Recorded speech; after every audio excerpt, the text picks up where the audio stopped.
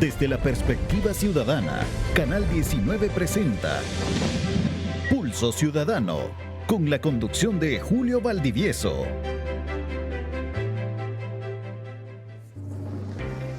Buenas noches, bienvenidos este inicio de semana, lunes 9 de noviembre, a un nuevo programa de Pulso Ciudadano. Este día vamos a analizar el estudio de las posibles reformas hacia la Constitución de la República. Veremos si las propuestas van a ser totales o parciales. Pero para comenzar de estos temas, tenemos el privilegio de contar con la visita del señor vicepresidente de la República, el doctor Félix Ulloa.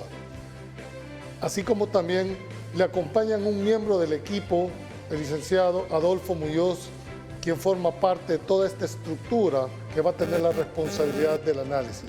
A los dos quiero darles la más cordial bienvenida. En nombre del Grupo Megavisión, darles las gracias por haber aceptado esta invitación y decirles que esta es una tertulia. Esto no tiene el formato, no se pueden interrumpir. Queremos saber de cara al país cuál es esa visión con la que están. Así que, Félix, muchas gracias por aceptar la invitación. No, gracias a ti, Julio, por darnos la oportunidad de poder conversar con tu público, con tu audiencia. Fito, que es el secretario del equipo ad hoc.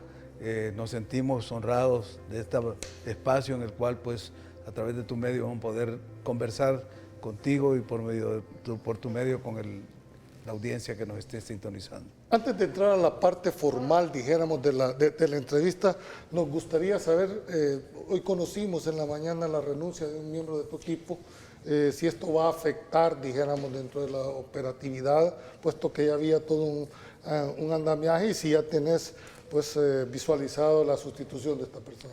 Bueno, en efecto, conocimos el sábado la carta, primero la excusa que hacía el doctor Escalante de no poder asistir a la reunión, y luego la carta donde él se excusaba de continuar en el equipo. Nos daba razones que consideramos son legítimas, son valederas. Incluso en lo personal yo acompaño varios de los señalamientos que él hace, que demandan mayor actividad y tiempo profesional suyo para atender estos desafíos. Él es un hombre que tiene una trayectoria en el trabajo de defensa y promoción de los derechos humanos, y nos está relatando ahí con alguna preocupación situaciones que considera van a demandar mayor tiempo, y por eso nos sentimos agradecidos, primero, que haya participado en el equipo. Segundo, aceptábamos la renuncia que él presentaba. Y tercero, también le tomamos la palabra porque él dice que no se separa del trabajo. Sí, al final queda siempre a disposición, y vamos a tomar la palabra porque en los días en que participó en el equipo hizo aportes importantes, y eso es valioso para el equipo. Aunque también debo de mencionarlo, pero dentro de la carta se dice que existe una amenaza real de retroceder, dijéramos, en aquella materia de justicia transicional, ¿verdad? Incluso derechos humanos. ¿Es cierto esto? Bueno, mira, en los puntos que él señala ahí se puede apreciar que la percepción que él tiene tiene sentido. Cuando nos menciona la forma en que se está trabajando la famosa ley de reconciliación, los ensayos que se han hecho desde el órgano legislativo de dar una ley que para algunos sería una segunda ley de amnistía, yo creo que llama a la preocupación. Luego también cuando pondera la resolución de la Sala de lo Penal en el caso jesuita, que tiene que ver con la justicia transicional de igual manera. Entonces yo creo que él está señalando ahí a dos órganos del Estado, el órgano judicial y el órgano legislativo, donde se puede tener alguna posibilidad no de discrepar, sino de precisar, es cuando habla ya en la parte del Ejecutivo, que es en el caso famoso de los archivos del Mozote, porque lo que él plantea ahí es una inspección a los archivos militares. Dice él, yo como no conozco la resolución del juez, tengo entendido que el juez lo que le solicitó al comandante general de la Fuerza Armada eran los archivos del caso Mozote, no una inspección a las instalaciones militares. Y eso, de alguna manera, el presidente en una cadena nacional presentó los archivos y dijo que se van a entregar. Okay. Tengo entendido que ya se entregaron. Habrá que ver si con eso se cumple esa resolución judicial. Pero por lo demás me parece que el doctor Escalante está en su derecho y sobre todo en esa obligación moral suya y de su relación profesional, laboral, con la institución donde labora, de dedicarle más tiempo a sus tareas. Vamos a ver, Rodolfo, ¿cuál es el rol que va a jugar el secretario, dijéramos en este caso? Entiendo yo que Rodolfo, tú estás fungiendo como secretario de la comisión. ¿Cuál es el rol que vas a desempeñar, aparte de la coordinación que implica una secretaría, pero específicamente cuál es el rol que tú estás desempeñando dentro de la comisión? Bueno, en realidad es una doble función, ¿verdad? Es decir, dentro del reglamento interno del equipo bueno, primero buenas noches, buenas noches. Está estructurado el contar con un secretario que puede ser miembro del equipo como tal o parte de un equipo técnico, si se quiere, operativo. En este caso, pues, su servidor tiene la doble función de que, aparte de ser miembro del equipo como tal, pues se me ha encargado, es un honor para mí que se me haya encargado el poder llevar las líneas formales, si se quiere, de todas las el quehacer de la mesa. Por eso es que la actividad no solamente se limita a asistir, participar, proponer, deliberar, discutir y votar, sino que también pues estamos encargados de llevar el archivo como tal, es decir, la secuencia de las actas de las sesiones, la elaboración de las agendas de trabajo, la convocatoria para las reuniones y también pues estar a la orden, por supuesto, para las formalidades propias que cualquier mesa de alto nivel pues pueda requerir. Ya entrando en materia, Félix, hay por lo menos de muchos colegas que han tratado, y quiero hacer puntualmente, ¿es el momento para plantear una reforma constitucional? O mejor dicho, un estudio para hacer un planteamiento de una reforma constitucional. Mira, como lo he repetido en múltiples ocasiones, no hay un momento para una tarea de esta envergadura. Cualquier momento es oportuno, cualquier momento puede justificarse su demora, es cuestión de que se den las condiciones para que la tarea se realice. ¿Por qué te digo esto? Porque, como dice el doctor Fabio Castillo, que es parte del equipo, somos quizás el único país en el mundo que nos atrevimos a hacer una constitución en medio de una guerra, y como hace énfasis, en una guerra civil, cuando estábamos matándonos unos a otros y donde la mitad del espectro político estaba excluida. O sea que fue la mitad del espectro político, o sea, el sector conservador. Te decía esto porque el doctor Hernández Valiente en una entrevista dijo que esto daba malos augurios, ya que, dijéramos, ha habido un irrespeto a la Constitución. Estoy citando textualmente las declaraciones del doctor Hernández Valiente. No se conoce cuál va a ser la reforma, si va a ser parcial o va a ser, dijéramos, total. ¿Qué crees vos que puede hacer, dijéramos, ese planteamiento? Mira, es un planteamiento que pretende generar confusión. Primero, porque todos sabemos que si nosotros decimos estas son las reformas que vamos a hacer, es que ya las tenemos hechas, es que simplemente vamos a ir a hacer una especie de dramatización de que vamos a discutirlas y ya las llevamos ya cocinadas. No, esto es un debate público, abierto, y aprovecho para darte la primicia y a través del canal plantear lo que el próximo domingo 15 vamos a lanzar la plataforma de consulta ciudadana para que todos los salvadoreños que quieran opinar, que deseen enviar una propuesta, una reforma, un trabajo académico, nos lo hagan llegar. Salvadoreños que residen aquí en el territorio nacional, y como sabemos que tenés público que te sintoniza más allá de la frontera, también los salvadoreños que viven fuera del país van a poder enviarnos sus opiniones. O sea, va a ser una reforma que, si resulta, va a ser producto de esa consulta a toda la ciudadanía. Entonces, eso te da la prueba y la muestra de que no tenemos nada preparado ni preconcebido, sino que va a ser el resultado de la consulta y lo que todas las opiniones nos lleguen. El periodo va a ser del 15 de noviembre al 28 de febrero.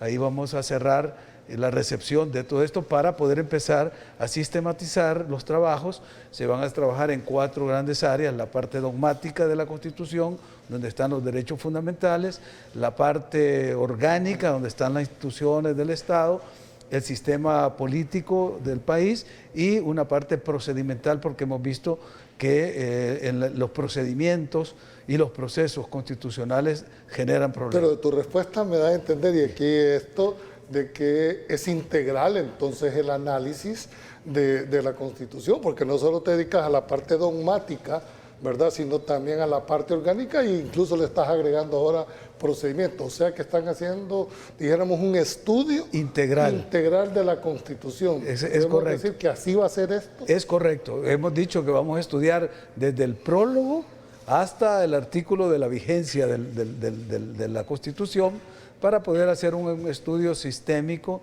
sistemático, holístico, con visión prospectiva de futuro, para poder entender el marco doctrinario de la actual Constitución, que es un marco que viene de los años 50 del siglo pasado, que eran esas corrientes del constitucionalismo europeo de la posguerra, después de la Segunda Guerra Mundial, la configuración de un Estado social de derecho que se inspiraba tanto en la Constitución de Weimar de Alemania, la Constitución mexicana de 1917, y tenía toda esa inspiración de una connotación social.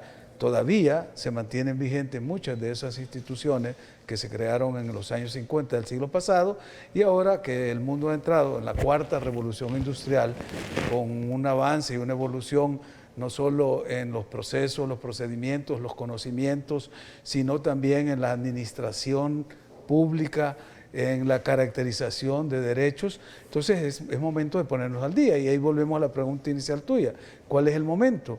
Este momento nosotros lo consideramos más que oportuno, incluso por lo que muchos de los que se oponen a ello están señalando, porque creemos que si hay falencias en la convivencia del Estado de Derecho que tenemos, que no lo hemos visto en este gobierno, la vimos en el primer gobierno del FMLN, con Mauricio Funes, cuando se dio el primer choque entre la Asamblea Legislativa y el órgano judicial, y que muchos de los que ahora salen a reclamar estaban en aquellos momentos también en las calles diciendo, y contra el decreto del 743. Bueno, en este gobierno y en esta administración no se ha dado un choque de esa envergadura, donde sí tuvimos a punto pues, de dar lo que se llamaba un golpe de Estado técnico.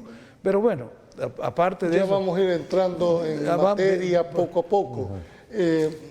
Me gustaría decirte, en el contexto que lo planteó el vicepresidente, el país ha tenido 13 constituciones producto de golpes de Estado.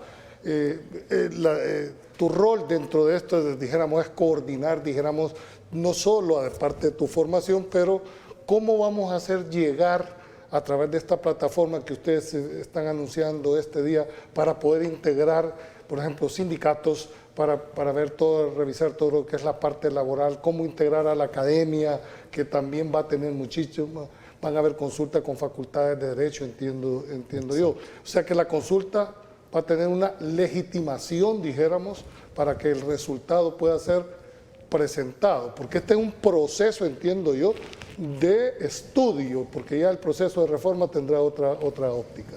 Bueno, interesante.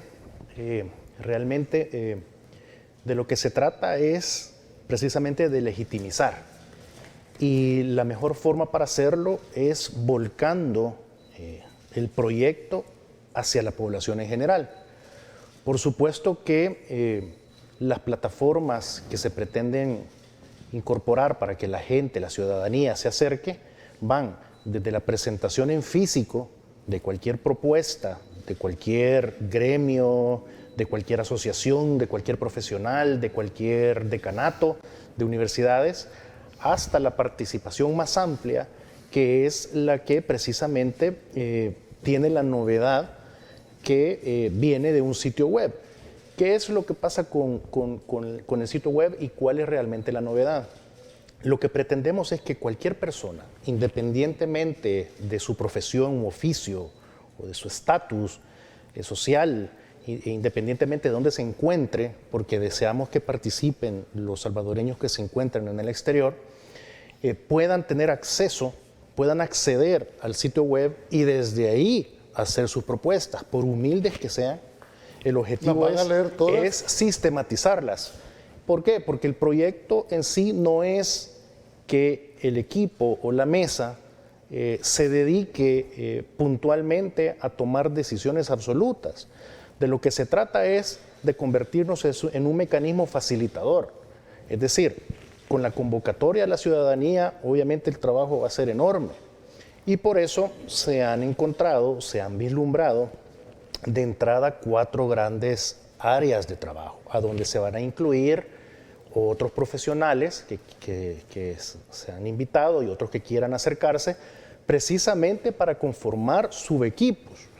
Y de entrada, ¿verdad? Por el proyecto que apenas comienza, hemos pensado que pudiera comenzarse con una mesa que trabaje la parte dogmática, con el catálogo de derechos que ya tenemos adquiridos, para buscar la forma de ampliarlos, arribar a nuevas conquistas. Metodológicamente, eso será lo más apropiado, es decir, abrir yo puedo entender la intención que puede haber de la comisión, pero estoy hablando en la parte metodológica, de un sitio donde van a accesar una serie de, pues no sé qué cantidad de personas, cuántos equipos se necesitaría para poder, dijéramos, canalizar todas estas.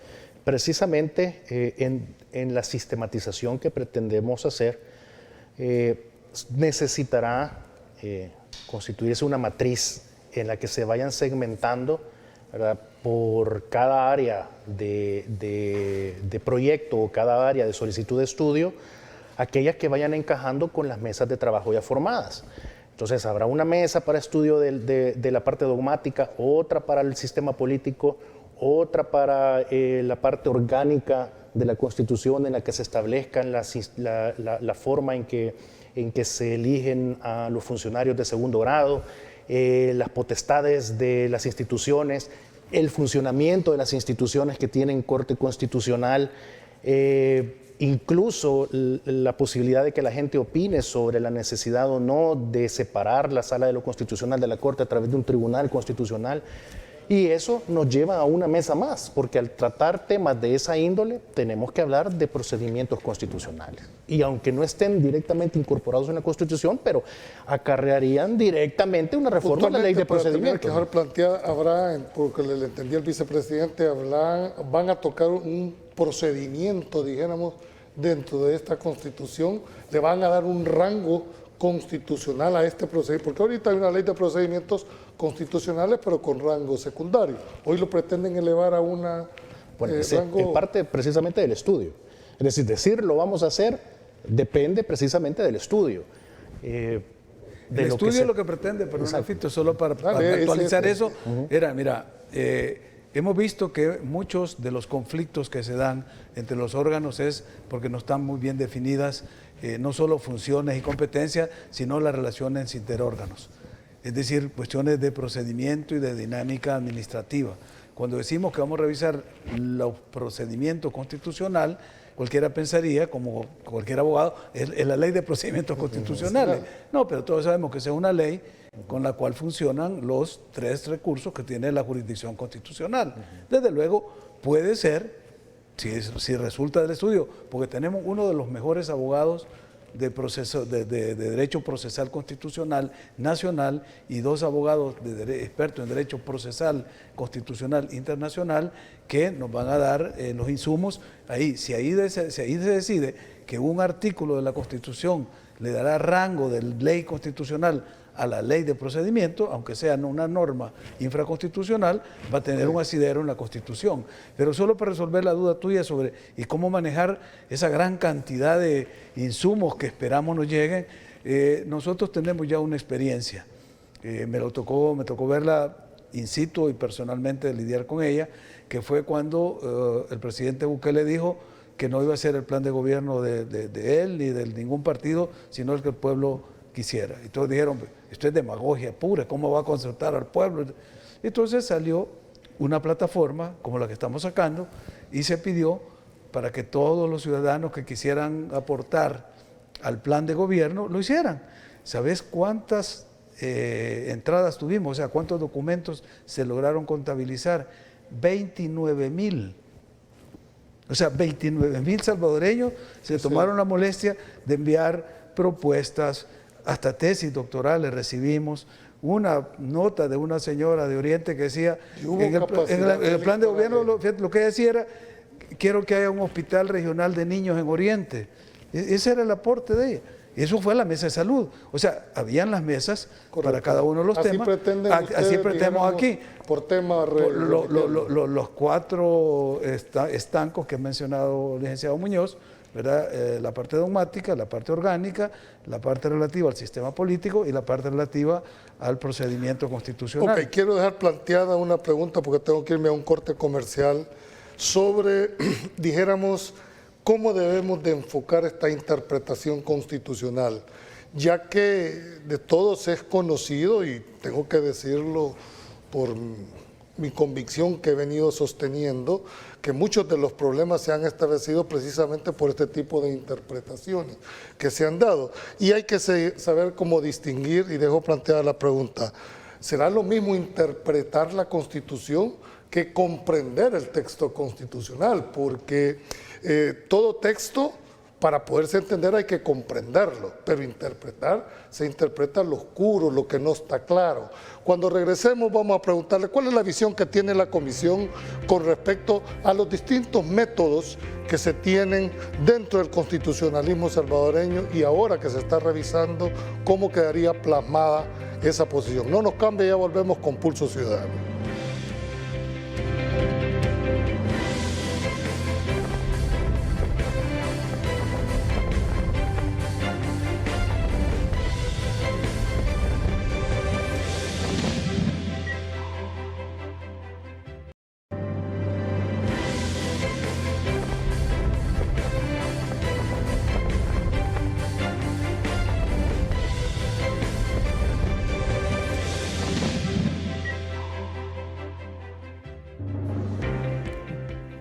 Gracias por continuar en Pulso Ciudadano.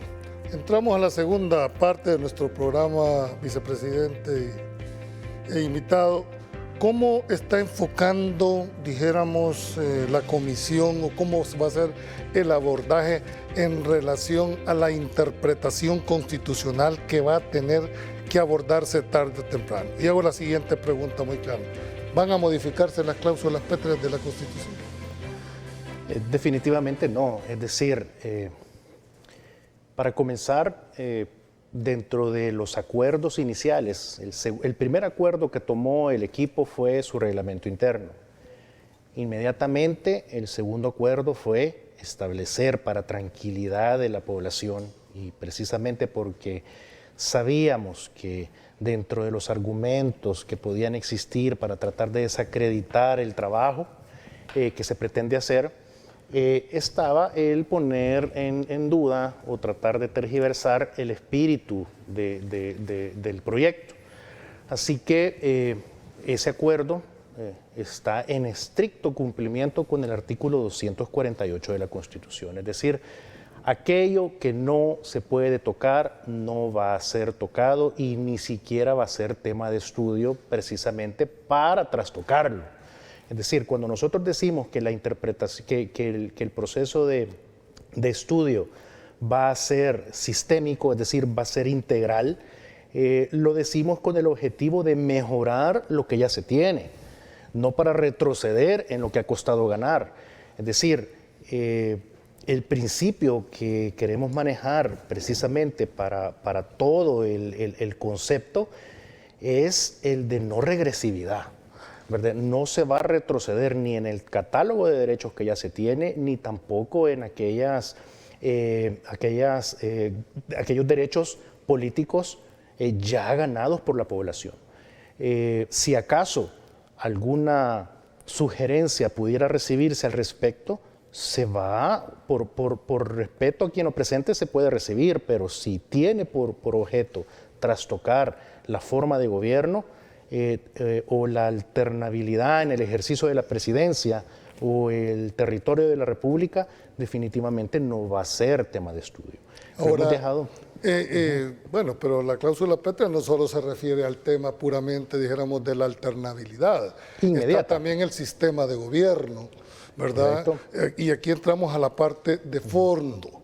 Es decir, se va a estudiar la representación proporcional o la representación participativa. Porque ese es el fondo en realidad de la parte... Mira, esa es la deuda que tiene el constitucionalismo salvadoreño, que no ha evolucionado, no ha profundizado, los que hoy se llaman constitucionalistas, que lo que yo digo son litigantes constitucionales, además que hacen ahí sus... Bueno, es una verdad. Pero esos son los que hablan de constitucionalismo.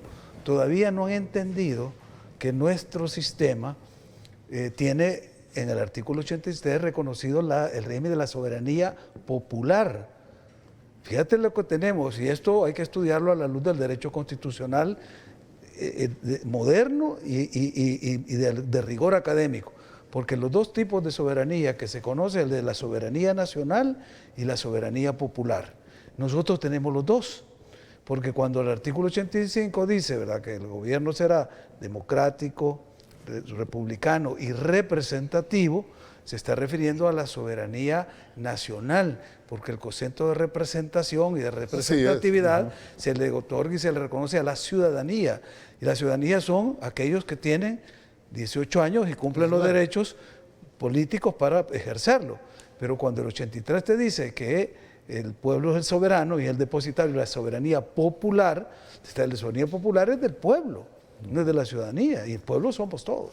Entonces, ahí, el constitucionalismo moderno, yo tengo una propuesta que la voy a poner, y ya lo dije, y los que no entienden de esto y los que quieren confundir han hecho un escándalo, porque dije, vamos a proponer las instituciones de la democracia directa que vienen a complementar dentro del mecanismo de soberanía popular. ¿Cómo le consultas al soberano? Si el artículo 83 dice que el soberano es el pueblo, o sea, para ejercer un acto de soberanía, tienes que consultarle al pueblo, no a la ciudadanía, no al cuerpo electoral que elige representantes, es al pueblo. ¿Y eso cómo se hace? Hay 4 categorías en el derecho internacional. ¿No crees que eso es un riesgo que puedes caer en un populismo en un momento determinado? Bueno, el populismo puede caer con eso o sin eso. Es decir, eso no tiene que ver, estas son, pero te digo, este es estricto derecho constitucional, que es el referéndum, el plebiscito, la revocatoria de mandato y las iniciativas ciudadanas. Si tú introduces esas 4 categorías no estaría vulnerando, dijéramos... Estás siendo coherente con el artículo 83 actual, vigente, que no lo tenemos. Y no lo tenemos porque esa ha sido la excusa. Yo me acuerdo, y lo discutimos una vez con el expresidente Calderón Sol, cuando yo propuse eso allá por los años 90, cuando yo empecé todo este proyecto de reforma constitucional, y una vez discutiendo con él, estábamos discutiendo las reformas electorales que en esa época se habían pactado entre la primera y segunda vuelta en las elecciones que hubo en el 94, y le decía, mira Armando, aprovechemos para introducir el referéndum. No, mira, me digo, es que eso sirve para que los dictadores se propongan, y entraron en descalificaciones así por ejemplos malos que han habido. Pero los ejemplos buenos no se dicen. En Suiza es un país totalmente refrendario. Suiza, sí, pero igual pero está... hay que comparar también... La cultura. La cultura de Suiza. Pero la cosa es que vos tenés que irte queriendo llegar donde están los de arriba, no donde están los de abajo. Claro. Pero lo que no entendían, y yo no había descubierto, porque eso lo descubrí hasta que fui a estudiar a Estados Unidos, es que estas 4 instituciones están en la Constitución de Estados Unidos desde Filadelfia. Y yo vi en las elecciones que observé ponerlas en práctica. La revocatoria de mandato no es un invento de Chávez, que dicen que la Constitución de Chávez... No, está allá en Estados Unidos desde hace 3 siglos. Los referéndums, los plebiscitos, las iniciativas ciudadanas, que eso es una novedad porque el ciudadano puede introducir... Entonces, en la interpretación que ustedes están haciendo no hay vulneración al sistema político, sino que por el contrario un complemento desarrollarlo del artículo 83. Y ojalá hubiera un debate constitucional sobre eso, pero me gustaría debatir. El problema es que aquí te sale uno que escribe en el diario que cantinflada, con bufonada. El otro, es decir, no hay una gente seria con la cual yo pueda discutir. No hay gente seria. No, el único serio que yo he oído hasta ahora ha sido el doctor Mario Solano. Y cuando digo serio es porque yo estoy estudiando los 4 tomos de Derecho del Constitucionalismo Salvadoreño que lo ha publicado. Lo publicó la UTEC. Tenemos el libro de Derecho Constitucional de Salvador de él. O sea, cuando digo gente seria, es a ese nivel. Porque los otros psicólogos, digo, son litigantes constitucionales que han aprovechado tener amigos en la sala, que imagínate que le reciben una demanda sin el documento base, cuando decimos nosotros, el documento base de la acción, se presenta una demanda y no se presenta el diario oficial. ¿Y cómo vas a pedir una inconstitucionalidad si no presentas materialmente? Es decir, se lo recibieron. Y era un hecho notorio, puede hacerlo. Pero si lo hubiera presentado otro, te previenen y te dicen, viniendo de forma se proveerá o te declaran inadmisible. Pero ese es el tipo de constitucionalismo que hemos tenido aquí, muy bajo nivel, ¿no? Ahora, quiero hacer esta pregunta, y más quizás como abogado que como miembro de las comisiones. ¿Es procedente interpretar la Constitución, Félix? ¿Es ese el ámbito de aplicación de la Sala de lo Constitucional? Porque cuando uno lee en forma literal las competencias de la Sala, se establece claramente que le compete declarar la inconstitucionalidad de leyes, decretos y reglamentos. Punto.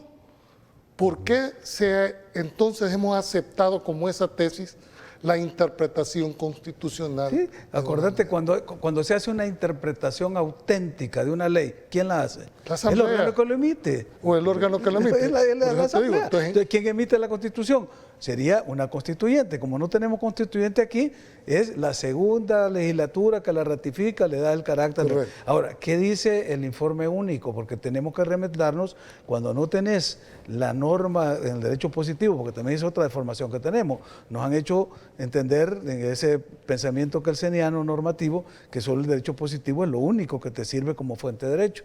Pero aquí, por ejemplo, el informe único te dice que cuando hay alguna duda, las versiones magnetofónicas de las discusiones y el informe mismo que produjo la Asamblea Constituyente de 1982 sirve para interpretar la situación que un tribunal constitucional, en este caso la Sala, está conociendo.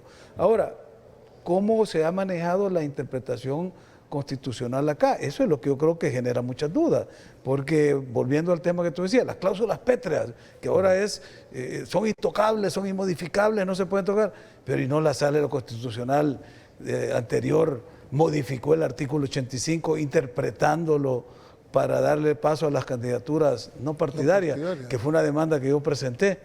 Entonces, conozco perfectamente cuáles fueron los argumentos que puse y dónde me basé yo para hacer esas afirmaciones, porque yo sí escuché las versiones magnetofónicas y he leído el informe de la ¿Crees comisión? que se extralimitó la Sala anterior en haber hecho esa interpretación? ¿Por qué modificó el texto del 85? O sea, la 85 ya está modificado y era una cláusula pétrea. Nadie dijo nada, o sea, de los que hablan de las cláusulas pétreas.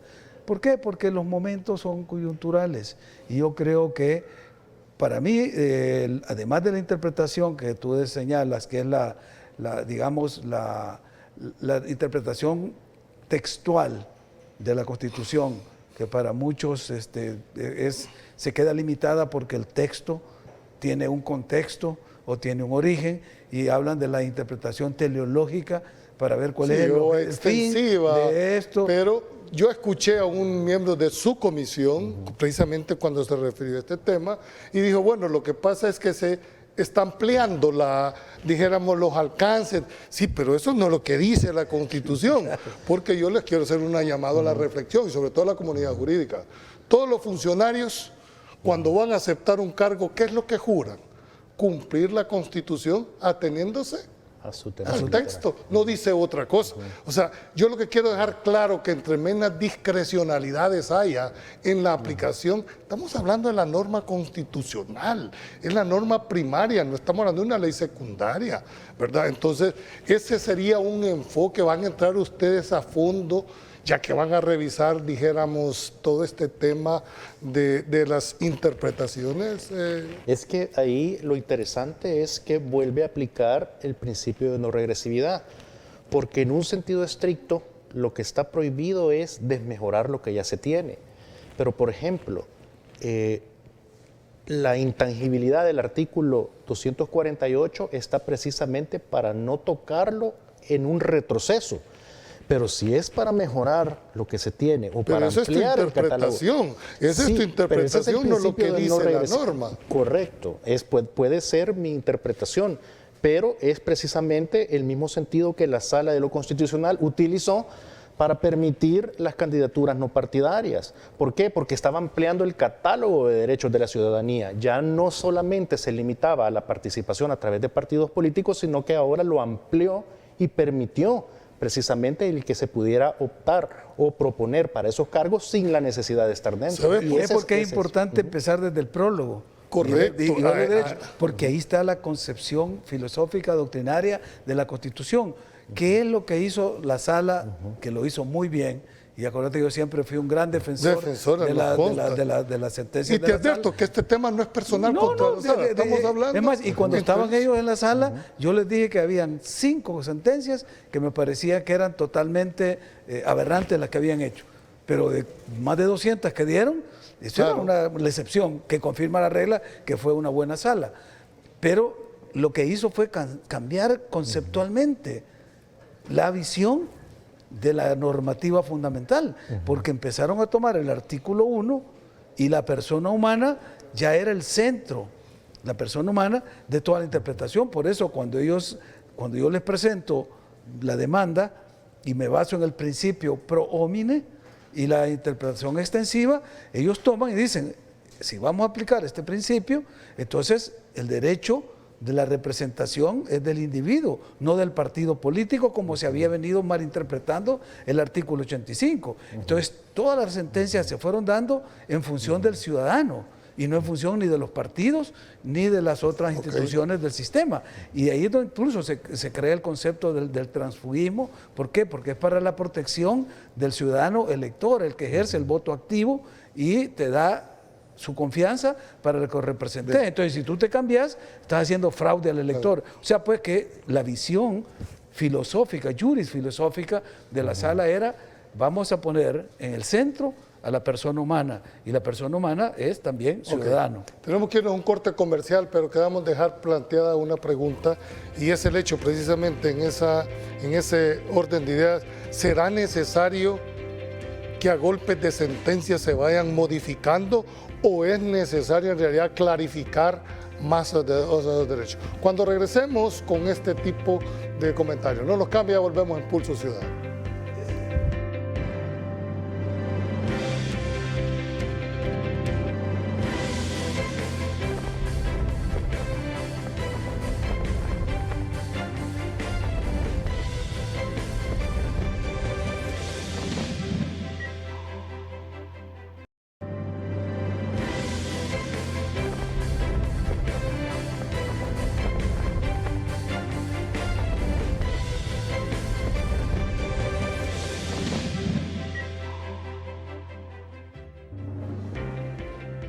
Gracias por continuar en Pulso Ciudadano. Antes de irnos al corte comercial, dejamos planteada una de las preguntas que en nuestro criterio, dijéramos, es una de las más importantes que hoy nos las pueden. ¿Será necesario que a golpe de sentencias de sala se vayan cambiando, dijéramos, o ampliando en el criterio de usted, o mejor enfrentamos, dijéramos, la Constitución y tratamos de incorporar dentro del texto constitucional esta visión? Es que precisamente ese es el dilema. En la práctica se ha recurrido a los golpes de sentencia para proceder a las reformas, precisamente porque se ha autoimpuesto por la sociedad una prohibición al estudio de posibles reformas y de modernización de la ley. Entonces se ha tenido que recurrir a que la Sala de lo Constitucional, casi como un poder constituyente de facto, ¿verdad?, esté periódicamente resolviendo vía sentencia las situaciones de las problemáticas que afronta la sociedad a diario por no querer entrar de lleno al estudio de las posibles reformas. Eso es precisamente lo que se quiere evitar. ¿Por qué? Porque es un juego peligroso. Es un juego peligroso estar esperando líneas jurisprudenciales que cambien cada vez que hay un cambio en la sala de lo constitucional o cada vez que hay una renovación en la sala de lo constitucional, las cuales al final de cuentas no necesariamente tienen que ser compartidas o ser atinentes a lo que realmente se busca o el verdadero espíritu de lo que se busca a través de una constitución, sino que simple y sencillamente ir reformando artículos por artículos, lo cual al final trastoca todo el cuerpo constitucional. Para ponerle un candado en el sentido que por muy claro que pueda estar un texto, ¿verdad? Si el que la va a querer aplicar lo quiere interpretar, lo va a hacer, aunque tenga la clarificación de la ley. ¿Cómo lograr quitar esa discrecionalidad? Porque yo vuelvo a insistir, una cosa es interpretar la norma constitucional y otra cosa es comprender la norma constitucional. Si yo le interpreto lo que es oscuro, lo que no está claro. ¿Y quién lo interpreta? El órgano que lo hace. Entonces, ¿qué mecanismos ustedes buscarían para ir, dijéramos, quitando esa discrecionalidad y que quedara lo más claro en el texto? Pues de entrada, una probable propuesta que pueda recibirse al respecto es delimitar las funciones de la Sala de la Constitucional en ese tema en particular. Es decir, establecer con claridad las reglas del juego. Ahora, si se establecen con claridad cuáles son las funciones y cuáles son los alcances y también cuáles son los parámetros de análisis, entonces se puede controlar el que no se esté constantemente reformando la Constitución vía golpe de sentencia. Otra forma pudiera ser incluso un proyecto de sacar a la Sala de lo Constitucional de la Corte. Con esa pregunta quería hacerte. ¿Es necesario cambiar la forma? Porque nosotros, por lo menos en mi carácter de abogado, yo entiendo que el máximo tribunal de este país es la Corte en Pleno. Y si hablamos de sala es porque está abajo de este tribunal. ¿Ustedes tienen la visión de crear un tribunal de lo constitucional separado del órgano, dijéramos, jurisdiccional? Mira, yo en lo personal no tengo preferencia por uno u otro, pero sí creo que vale la pena entrar al debate. Ya lo tuvimos, este debate, en una de las, cuando discutíamos el código electoral, se hicieron debates en FEDAES y hubo un congreso de abogados y varias asociaciones presentaron esa oposición, la posibilidad de crear un tribunal constitucional. No se dieron las condiciones, pero creo que el estudio hay que hacerlo.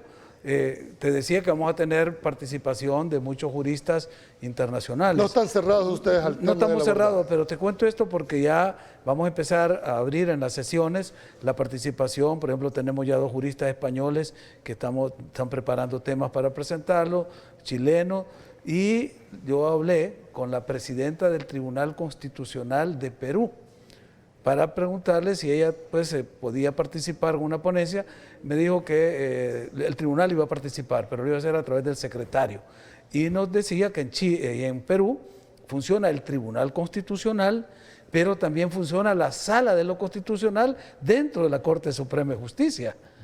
Pero no hay una dualidad de competencia. Como esa dualidad de competencia. Entonces me dice, no, porque la Sala de lo Constitucional ve y controla la constitucionalidad de la normativa infraconstitucional, y el tribunal ve los otros grandes temas. Ya solo ahí ven un modelo.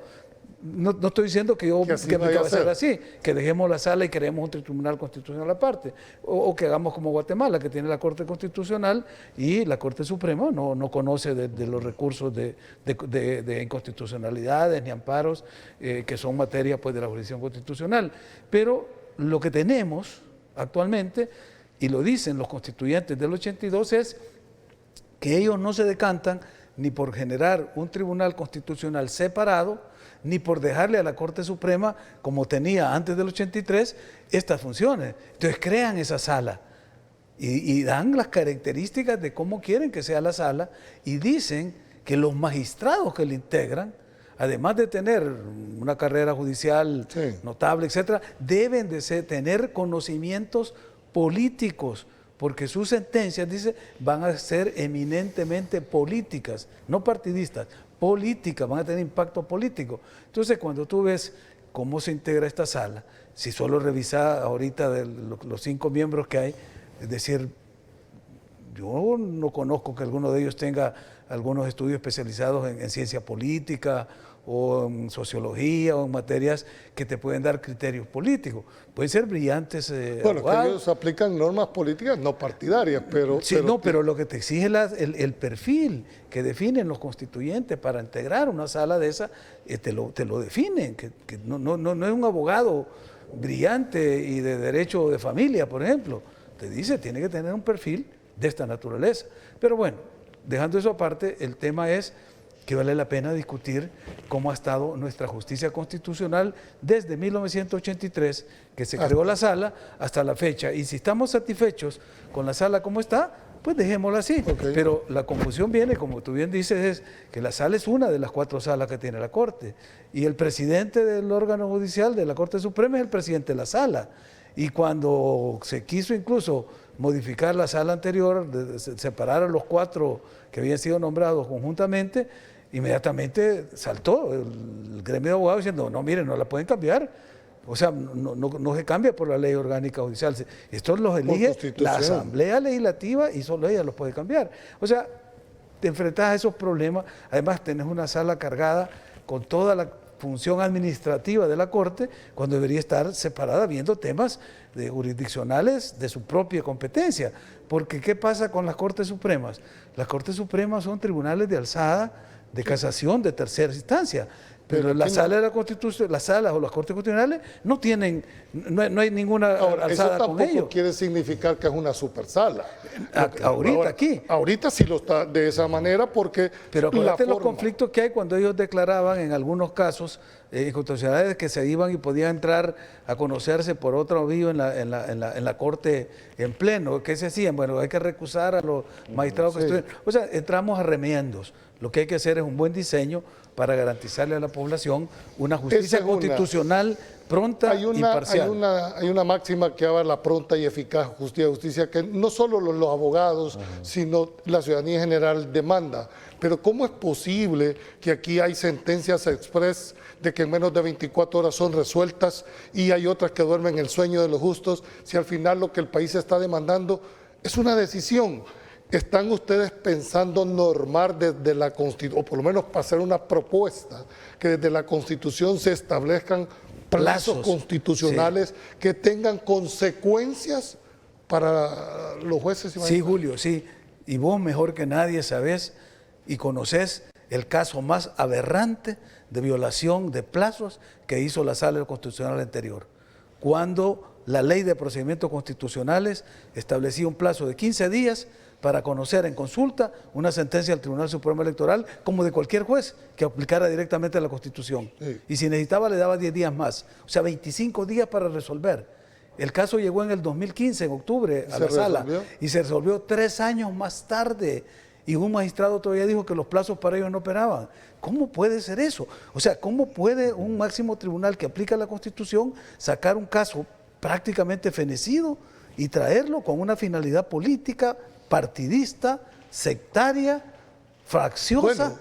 Eso se llama aplicación facciosa de la justicia. Y sin entrar en el debate, aquí se declaró también inconstitucional la ley de amnistía.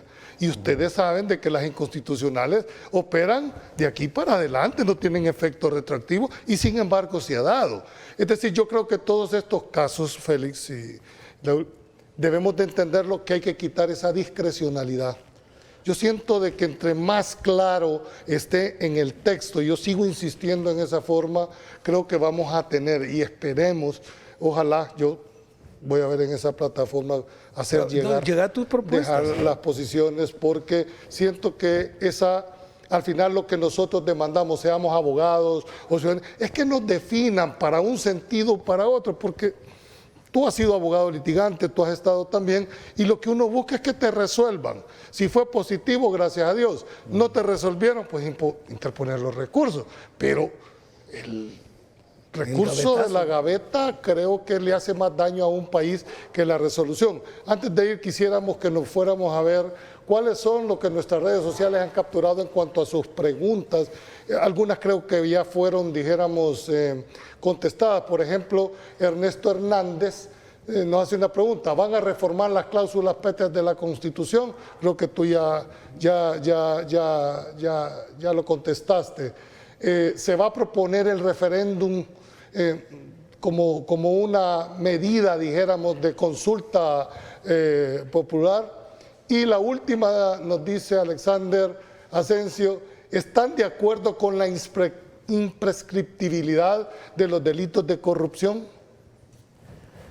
Bueno, miren, las preguntas parecieran como que si somos nosotros los que tenemos la última palabra. Por supuesto de que en lo personal puedo tener una postura propia. En cuanto al tema de la última pregunta de la imprescriptibilidad de esos delitos, yo lo veo como una necesidad, ¿verdad? Esa es mi opinión particular. Habría que estudiarlo a profundidad porque no solo se trata de el ansia de justicia. Por supuesto que todo proceso debe ser garantista, ¿no? Sin embargo, yo en lo particular no lo veo mal. Habría que esperar las propuestas puntuales para entrar a estudiarlas. Luego, el otro tema muy interesante de los referéndums, de los plebiscitos, ya el señor vicepresidente lo ha explicado, es parte de la democracia directa, es un plus, una ganancia que se le pudiera dar al pueblo salvadoreño para que no solamente tenga la posibilidad de elegir a sus funcionarios, sino que también tenga actuación directa en el ejercicio del poder, porque la democracia directa es precisamente para eso, a través de la soberanía popular, que si bien el pueblo es el receptor de la soberanía, el poseedor de la soberanía, pero no solamente la deposita en los funcionarios de su elección, a quienes le representan, sino que también tiene poder de actuación, poder de decisión, poder establecer si está de acuerdo o no está de acuerdo, o ratificar o rechazar una ley o un proyecto o cualquier idea que salga de sus administradores. Entonces, claro que son ideas interesantes, son un avance, una modernización para nuestra ley, y esperaríamos nosotros las propuestas puntuales para finalmente ya el tiempo se nos está agotando, nos quedan menos de 3 minutos. Quiero dejar muy claro, para que no haya malas interpretaciones, uno es el proceso de consulta, de estudio que está realizando esta comisión, y otro será el proceso ya de reforma que le tocará al órgano legislativo en su momento, si puede tomar este estudio como otros que puedan surgir en el transcurso del tiempo que resta. Finalmente, vicepresidente, ¿quiere mandarle un mensaje a la población? Tenemos 2 minutos básicos. Bueno, el mensaje es muy sencillo. Primero, estamos abriendo un proceso de grandes transformaciones. El país cerró una etapa, la etapa de la posguerra, en las elecciones del 3 de febrero del 2019, y decidió que tenía que perfilarse un nuevo país, un país en el cual se construyeran bases, acuerdos, pactos fundamentales entre todos nosotros para poder salir adelante y cerrar ese periodo de prácticamente 30 años que se marcó desde la firma de los acuerdos de paz hasta el día 3 de febrero de 2019. Ese es el llamado que estamos haciendo ahora, y estamos convocando a todos los sectores.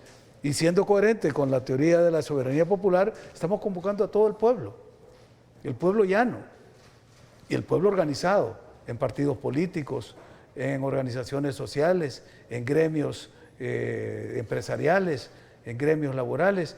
Todo el mundo está convocado a esta reunión. Todo el mundo tendrá la palabra, todas las voces serán escuchadas.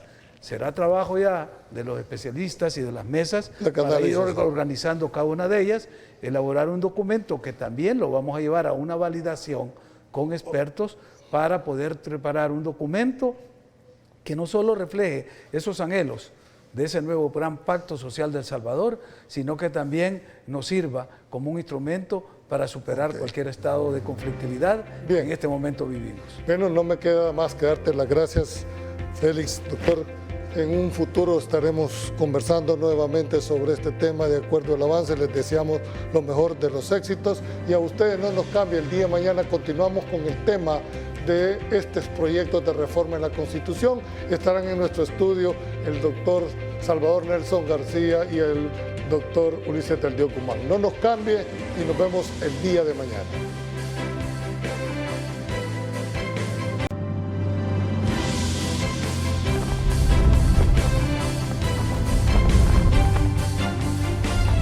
Desde la perspectiva ciudadana, esto fue Pulso Ciudadano.